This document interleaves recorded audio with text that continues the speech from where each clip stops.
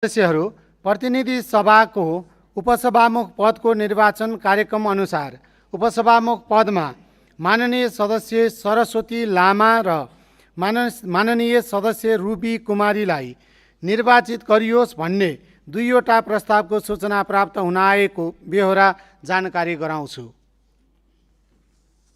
माननीय सदस्यहरू, अब पहिलो प्रस्तावका प्रस्तावक माननीय ज्ञानबहादुर शाहीलाई यस सभाका माननीय सदस्य सरस्वती लामालाई प्रतिनिधि सभाको उपसभामुख पदमा निर्वाचित गरियोस् भनी प्रस्ताव प्रस्तुत गर्न अनुमति दिन्छु। समय 10 मिनेट।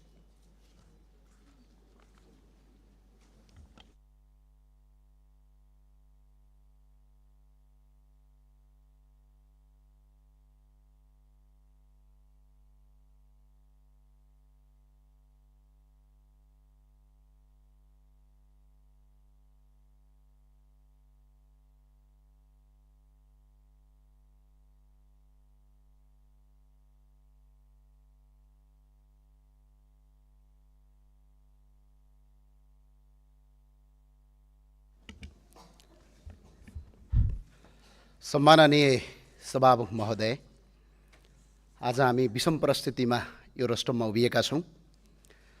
सम्माननीय सभामुख महोदय, सत्ताको खेल त चलिरहन्छ। सरकारहरू आउँछन् जान्छन्, यो कुनै नौलो कुरो होइन। पार्टीहरू बन्छन् र भत्किन्छन्, यो पनि नौलो कुरो होइन। तर देश रहनुपर्छ, अनुशासन रहनुपर्छ, यो मुलुकको चन्द्र सूर्य चम्किरहनुपर्छ, यो देशको राष्ट्रियता र राष्ट्रवाद अमर रहिरहनुपर्छ। सम्माननीय सभामुख महोदय, आज म यस सम्मानित संसदमा उभिएर एउटा स्पष्ट कुरा भन्न चाहन्छु। संसदमा सङ्ख्या होइन, भूमिका महत्त्वपूर्ण हुन्छ। सङ्ख्या त केवल सत्ता टिकाइराख्न र सत्ताको गोटी भइरहन काम लाग्दछ। सम्माननीय सभामुख महोदय, राष्ट्रिय प्रजातन्त्र पार्टी वर्तमान संविधान र संवैधानिक व्यवस्थासँग सहकार्य गर्दै वर्तमान व्यवस्थाको विकल्प प्रस्तुत गरिरहेको र श्री 5 बडा महाराज धिराज पृथ्वीनारायण शाहको दिव्य उपदेशमा विश्वास गर्ने सम्वर्धनवादी दल हो। हामीले नेपालमा सम्वर्धनवादको महत्त्वपूर्ण पाटोको रूपमा रहेको राजसंस्था सहितको प्रजातन्त्र, सनातन धर्म सापेक्ष हिन्दू राष्ट्रको पुनःस्थापना र आर्थिक हिसाबले बोजिलो र मुलुकमा आवश्यकता बिना भित्राएको संहिताको खारेजी जस्ता शासकीय स्वरूपमा आमूल परिवर्तनका मुद्दाहरू बोकेको हुँदा केवल एक थान उपसभामुखको पद हाम्रो प्राथमिकता नै थिएन र छैन पनि। तथापि संसदको सबभन्दा ठुलो दलबाट नै प्रस्ताव आएपछि अन्य पुराना राजनीतिक दल र हामी परिवर्तन खोज्ने राजनीतिक दल बीचको ध्रुवीकरणको सम्भावनालाई मध्यनजर गर्दै उम्मेदवारी दिने टुङ्गोमा पुगेका थियौँ। यसै सन्दर्भमा हिजो बिहान एकातिर उपसभामुखको निर्वाचन सम्बन्धी छलफलमा अन्य प्रतिपक्षी दलहरूले रापरपालाई बाइपास गरी छलफल चलाइरहेका थिए भने अर्कातिर रासपा सभापतिबाटै सहयोगको आश्वासन प्राप्त गरेपछि रापरपा संसदीय दलको सर्वसहमत निर्णयले हामीले उपसभामुख उम्मेदवारी दिएका हौँ। सम्माननीय सभामुख महोदय, आजको हाम्रो उम्मेदवारीले राजनीतिकमा स्पष्ट कित्ता क्लियर बनाएको छ। हिजोका पुराना भनिएका राजनीतिक दल र अहिले उदाएका नयाँ राजनीतिक दलका साइनबोर्डहरू फरक फरक भए तापनि उनीहरूको बीचको नीतिगत सिद्धान्त र विचारको नाभि एउटै ठाउँमा जोडिएको प्रष्ट भएको छ। सम्माननीय सभामुख महोदय, यो व्यवस्थाको विकल्पको रूपमा मौलिक व्यवस्था खोजिरहेको र यही आयातित व्यवस्थालाई टालटुल गर्नुपर्ने भन्नेहरू बीचको स्पष्ट कित्ता छुटिएकोमा हामीले महसुस गरेका छौँ। हाम्रो उम्मेदवारी केवल एक थान उपसभामुखको पदका लागि मात्र थिएन। यो त आयातित व्यवस्था मान्नेहरू र विदेशीहरूको गोटी भइरहनेहरूका प्रवृत्तिका विरुद्ध र श्री 5 बडा महाराज धिराज पृथ्वीनारायण शाहको दिव्य उपदेशलाई शिरमा धारण गर्दै राष्ट्र र राष्ट्रियताको रक्षा गर्ने महाअभियान बीचको स्पष्ट भिन्नता छुट्याउने एउटा ऐतिहासिक परीक्षा थियो, जुन परीक्षामा हामी सहभागी भइरहेछौँ र हामी सफल पनि भएका छौँ। सम्माननीय सभामुख महोदय, सुशासन कायम होस्, राजनीतिक रोजगारी सिर्जना होस्, भ्रष्टाचार नियन्त्रण होस्, यी सबै प्रयासहरूमा हामी स्वागत गर्छौँ र साथसाथै साथ पनि दिन्छौँ। तर प्रश्न उठ्छ, नेपाली हामी रहौँला कहाँ नेपालै नरहे, परिचय हाम्रो रहला कहाँ पहिचान नै नभए। आज राष्ट्रको पहिचान खोसिएको छ। आज नेपथ्यबाट दबिएको यो आवाजलाई मूलधारमा ल्याउन, संसारभर सुनाउन हामी यहाँ उभिएका छौँ। हामी 5 पाण्डवको भूमिकामा छौँ। हामी 5 जना सांसद मात्र होइनौँ। सम्माननीय सभामुख महोदय, यो त राष्ट्र र राष्ट्रियता जोगाउन मुलुकलाई सत्मार्गमा डोर्याउने एउटै हातका पाँच औँला हौँ। आजको यथार्थ के छ? यो देशको राष्ट्रपति आर्य वर्गबाट हुनुहुन्छ, यो देशको उपराष्ट्रपति पनि त्यही वर्गबाट हुनुहुन्छ, देशको प्रधानमन्त्री पनि त्यही वर्गबाट हुनुहुन्छ, सभामुख पनि त्यही वर्गबाट हुनुहुन्छ, राष्ट्रिय सभाका अध्यक्ष उपाध्यक्ष सबै यही वर्गबाट छन्। हुँदा सुरक्षाका प्रमुखहरू पनि त्यही वर्गबाट छन्। अनि कसरी बनिन्छ 36% झन्डै 1 करोड जनजाति आदिवासीको प्रतिनिधित्व छ भनेर? कहाँ छ त्यो प्रतिनिधित्व? के यो देशमा जनजाति र आदिवासीको होइन यो देश? संविधानले व्यवस्था गरेको समानता र समावेशता कहाँ छ? यो त केवल कागजको खोस्टोमा मात्र सीमित भयो। हामीले एउटा जनजातिको छोरीलाई अगाडि बढायौँ, त्यो केवल व्यक्तिको प्रश्न थिएन, त्यो त सम्पूर्ण समुदायको आवाज थियो, पहिचानको सङ्घर्ष थियो। तर फेरि पनि त्यो आवाज दबाइयो, केही छैन। पानी बग्दै गर्छ, हावा चल्दै गर्छ, तर प्रश्न यो हो, त्यो हावाको बेग कतातिर बगिरहेको छ, कसका पक्षमा बगिरहेको छ? यदि त्यो हावा सधैँ एउटै वर्गतिर मात्रै बगिरहने हो भने यो देशमा समानता कहिले आउँछ अनि न्याय कहिले स्थापित हुन्छ? एउटा युवा, भर्खरको युवा नेपालको छोरी यो देशको उपसभामुख हुँदै हुनुहुन्छ। यसमा हामीलाई कुनै आपत्ति छैन। हाम्रो साथ र समर्थनले बरु यसमा सुनमा सुगन्ध थप्नेछ भन्ने अपेक्षा गरेका थियौँ। तर त्यस्ता पदहरूमा सबैको साथ समर्थन लिएर अगाडि बढ्दा अझ राम्रो सन्देश जाने थियो। तर तपाईँहरूकै धोकाका कारणले त्यो हुन सकेन। तर खैर केही छैन। याद राख्नुहोला, समावेशी सहमति प्रजातन्त्रको मूल आधार हो। बहुमत र अल्पमत बीचको सहमति र सम्झौता प्रजातन्त्रको आत्मा हो। यो बचाइराख्नु हामी सबैको कर्तव्य हो। यो कर्तव्य हामी निर्वाह गर्छौँ, यसमा हामी डगमगाउँदैनौँ।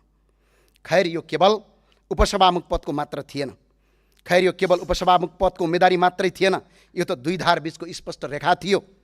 एकातिर राष्ट्रवादी कित्ता, अर्कोतिर विदेशबाट आयातित व्यवस्था मान्ने कित्ता। आज त्यो परीक्षा सम्पन्न भएको छ। कुन कित्ता कहाँ उभिएको छ त्यो स्पष्ट भएको छ। नेपाली जनताले देखेका छन्, आज सिङ्गो संसारले देखेको छ राष्ट्रवादी कित्ता कहाँ छ र विदेशबाट आयातित व्यवस्था मान्ने कित्ता कहाँ छ। तपाईँहरूलाई कतै रापरपाले उपसभामुख जित्यो भने, संवैधानिक परिषदको सदस्य बन्यो भने राष्ट्र संस्था पुनर्स्थापनाको बहसलाई एक खुट्किलो अगाडि बढ्नेछ भन्ने डर रहेछ। प्रदेश संरचना खारेज गर्ने अभियानमा एक कदम चाल्नेछ भन्ने चिन्ता रहेछ। हिन्दू बुद्ध किराँत सहितको वैदिक सनातन परम्परामा आधारित धर्म सापेक्ष राष्ट्रको बहसलाई अगाडि बनाउँछ भन्ने त्रास रहेछ। सायद तपाईँलाई लागेछ हामी तपाईँहरूकै डाइभर्सिटीमा बसेर मुलुकलाई राष्ट्रवादी दिशातर्फ अघि बढाउँछन् कि भन्ने डर, र तपाईँहरूकै मुटुभित्र बसेर आयातित विदेशीहरूले ल्याएको आयातित व्यवस्थाको धड्कन बन्द गरिदिन्छौँ भन्ने त्रास रहेछ। तर आज यस संसदको रोस्टरमा म स्पष्ट भन्न चाहन्छु, यो काम हामी तपाईँहरूसँग मिलेर पनि गर्न सक्थ्यौँ र गर्थ्यौँ पनि। हामी पद पाए भन्दैमा पछि हट्ने थिएनौँ। राष्ट्रको पहिचान स्थापित गर्ने महाअभियानको कदम अगाडि चाल्ने थियौँ र तपाईँहरूको सहकार्यको बाटो खोज्थ्यौँ र साथमै लिएर अगाडि बढ्ने थियौँ। तर खैर सायद तपाईँहरूको बाध्यता थियो, सायद तपाईँहरूलाई त्यस्तो निर्णय गर्न बाध्य बनाइयो।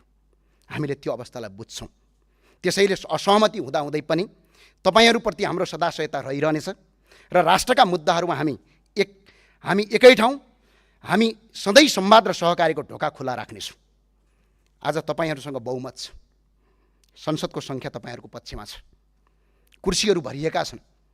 हाम्रा कुरा अहिले तपाईँहरूलाई सामान्य र हास्यपदक लाग्न सक्छ, तर समय बलवान हुन्छ। त्यो दिन आउनेछ जब यही शब्दहरू सत्य साबित हुनेछ। सम्माननीय सभामुख महोदय, एउटा कथन थियो, युद्ध र प्रेममा सबै कुरा जायज हुन्छन् भने जस्तै राजनीतिमा आश्वासन र धोका पनि जायज हुँदो रहेछ भन्ने कठोर यथार्थ बुझ्दैछु म।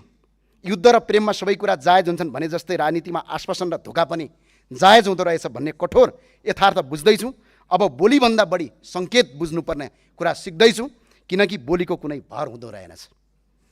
पार्टी र विचार फरक भए पनि मैले सधैँ आदर्श मानेका व्यक्तित्वबाट सिकेको यो राजनीतिक संस्कारका लागि धन्यवाद व्यक्त गर्न चाहन्छु।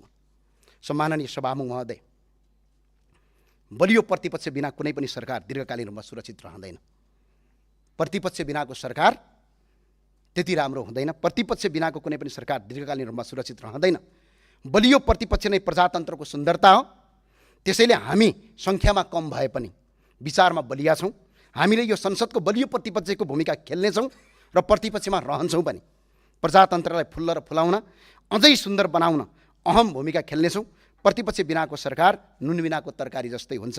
त्यसैले यो सरकारलाई बलियो प्रतिपक्ष भएर सहयोग गर्छौँ। र सम्माननीय सभामुख महोदय, आज यो राष्ट्रमा उभिँदै गर्दा राजनीति अलिअलि सिकियो, कस्तो हुँदो रहेछ राजनीति भन्ने कुरा सिकियो र बुझियो पनि।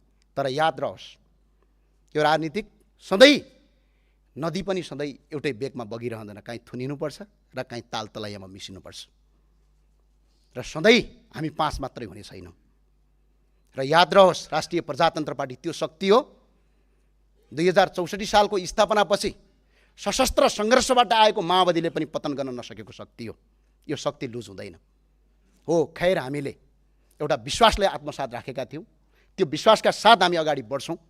अरू कसैलाई केही भन्नु छैन, केही गुनासो छैन। हामीले अघि नै भनिसक्यौँ, तपाईँको बाध्यता बुझेका छौँ, त्यो बाध्यतालाई आत्मसात गरेका छौँ र तपाईँहरूसँग सहकार्य गर्ने बाटो खुला छ। तर संसद सधैँ सत्तापक्षको होइन, संसद प्रतिपक्षमा बसेर हाम्रो भूमिका निर्वाह गर्छौँ।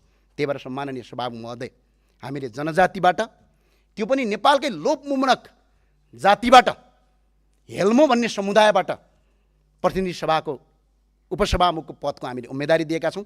सम्माननीय सभामुख महोदयको अनुमतिमा यस सभाका माननीय सदस्य सरस्वती लामालाई उपसभामुख पदमा निर्वाचन गरियोस् भनी प्रस्ताव प्रस्तुत गर्दछौँ। बाँकी तपाईँहरूको इच्छा, सोच गर्नुहोस्, विचार गर्नुहोस्। जय राष्ट्रवाद, जय नेपाल। हस्, धन्यवाद।